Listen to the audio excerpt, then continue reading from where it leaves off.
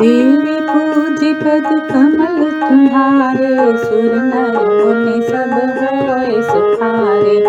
देवी पूजी पद कमल तुम्हारे, सकल मनोरथ सुफल हमारे। जय श्री अम्बे जय। The day Ma had Maharaj's darshan in the house of Sri Ram Saha in Nainital, that very same day there was another divine soul in the gathering who also received her first darshan of him. This was Sri Jivanti Mataji, who in the years ahead came to be a part of Ma and Maharaj's Leela. After waiting for her turn patiently in that crowded room, when she bent down at Maharaj's feet to offer pranam, he blessed her and said, "Badi sant hai, hame roti khilayegi. She is very saintly. She will feed me one day." These turned out to be prescient words. Years later in Kenchi, it was Jivanti Mataji, or Choti Ma as she was called in the ashram, who cooked prasad for Maharaji every day. A small room above the office in Kenchi was her improvised kitchen, and she was often seen going up and down the temple courtyard, carrying prasad or hot water or milk for Maharaji. With much affection, Maharaji would address her as Jivanti Lalli, Lalli being a term of endearment for a beloved daughter. Born in a Brahmin family in Almora, Jivanti Ma was married when she was still a child. As destiny would have it, the boy to whom she was married, Narayan Pant, succumbed to an illness and died young. Her parents passed away soon after, and Jivanti Ma was subsequently brought up by her widowed grandmother. Deeply religious and a renunciate by nature, she was thus freed from the bondage of worldly ties and unfettered to follow the spiritual path. To make ends meet, she worked as a primary school teacher in Nainital and earned the princely sum of 16 rupees a month from teaching. In Nainital, on her way to school in the mornings, Jivanti Mataji would see Ma walking on the other side of the road on her way to the Naina Devi temple. They had seen each other at Sri Ram Sa's house, and Jivanti Ma was attracted to Ma's graceful and saintly demeanor. In Jivanti Mataji's words, "मैं उनको रोज देखती थी। माँ बहुत हल्के रंग के कपड़े पहनती थी, अपने ध्यान में चलती थी, उनका मन कहीं दूर रहता था। I would see her every day. Ma would wear pastel-colored clothes. Even while walking, she seemed to be in a meditative state. Her thoughts were somewhere far away." One day in the late 1950s, Jivanti Mataji visited Ma at home, accompanied by a colleague.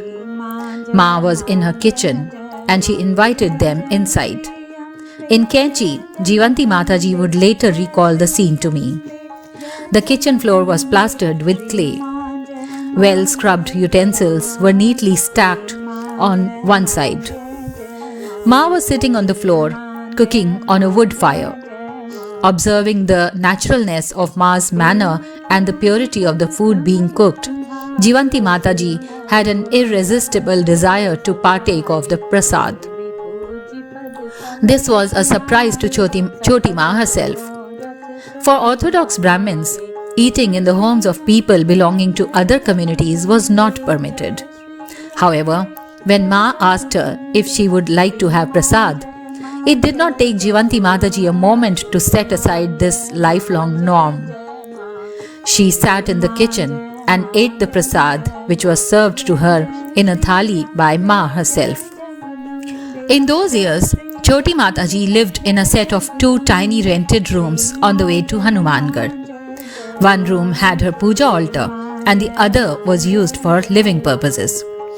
After her classes in school were over, she would return home and quickly could cook food, offer it as bhog to Maharajji's photograph, take prasad herself, and then go for Maharajji's darshan. One day, Choti Ma cooked dal and roti, but when she placed the bhog in front of Maharajji, she realized that the grains in the dal were not fully cooked. She quickly put the prasad thali aside.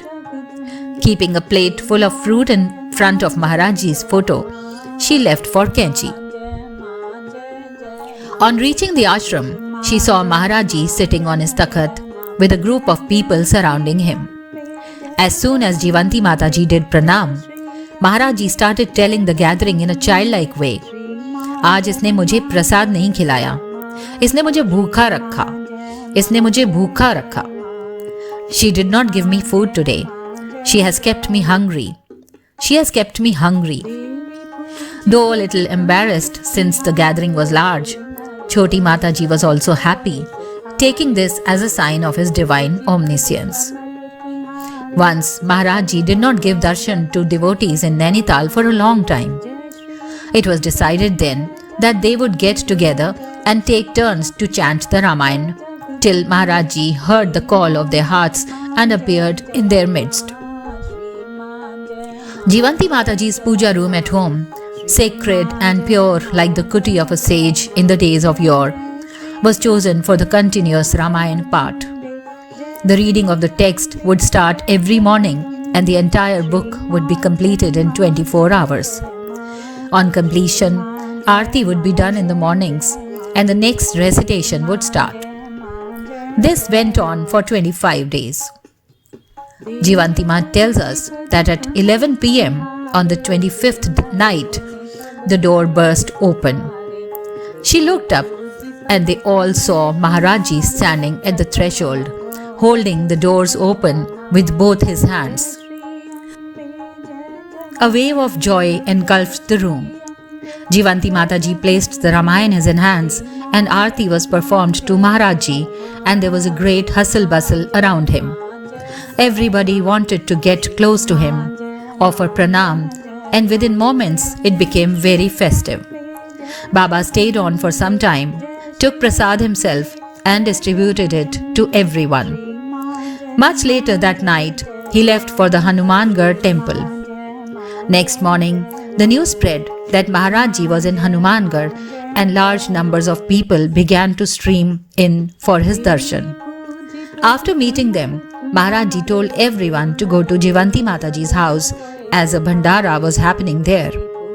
Seeing the big crowd, some old devotees who knew that Jivanti Mataji was a teacher in a primary school with limited means expressed their concerns to Maharajji.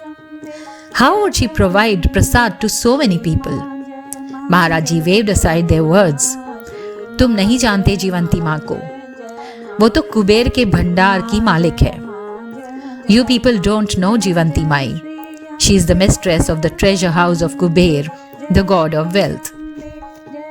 When Jivanti Mataji was informed that Maharajji was sending people to her house for prasad, she asked a few ladies to carry out the necessary arrangements for the havan at her place, and herself hurried to the market to buy vegetables.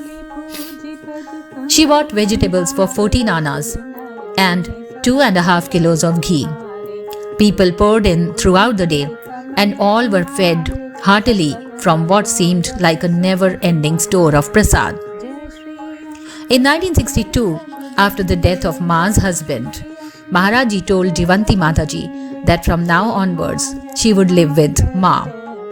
She resigned from her job at the school and lived with Ma for the next 4 decades, first in Nainital and then in Kainchi. In the ashram in Kainchi, it was Jivanti Mataji who decided the quantity of food to be cooked each following day. In the evenings, she would tell the kitchen staff how many kilos of puris were to be made in the ashram, and these would always be sufficient for visitors. Every morning, 2 steel buckets full of puris and potatoes would be placed on the takhat in the room adjacent to Maharajji's kuti. Choti Ma was very particular that both of these be kept covered with leaf plates. For hours she would sit on a cane chair and pack this puri prasad from the buckets for those who came to the ashram. The supply of puris and potatoes always seemed endless. Devotees who might be leaving Kainchi after darshan to undertake long train journeys home were given food prasad in cardboard boxes. The contents would normally be a few puris or chapatis, some vegetables, and a small pouch of pickle.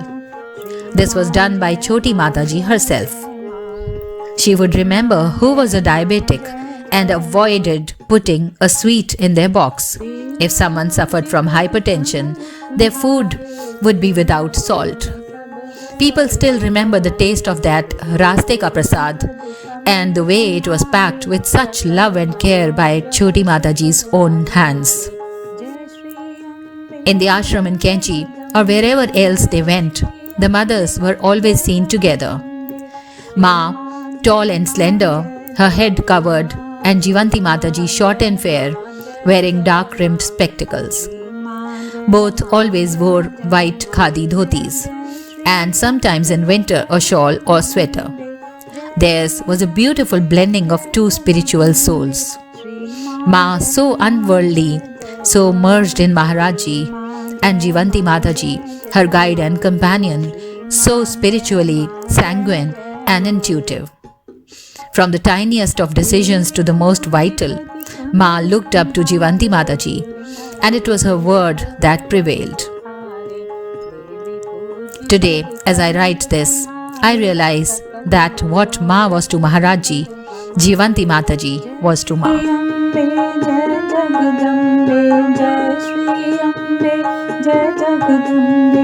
Shri Ma Jai Ma Jai Jai Ma, Shri Ma Jai Ma Jai Jai Ma, Shri Ma Jai Ma Jai Jai Ma, Jai Jai Shri Ambe, Jai Jagadambe, Jai Shri Ambe, Jai Jagadambe, Shri Ma Jai Ma Jai Jai Ma, Shri Ma Jai Ma Jai Jai Ma.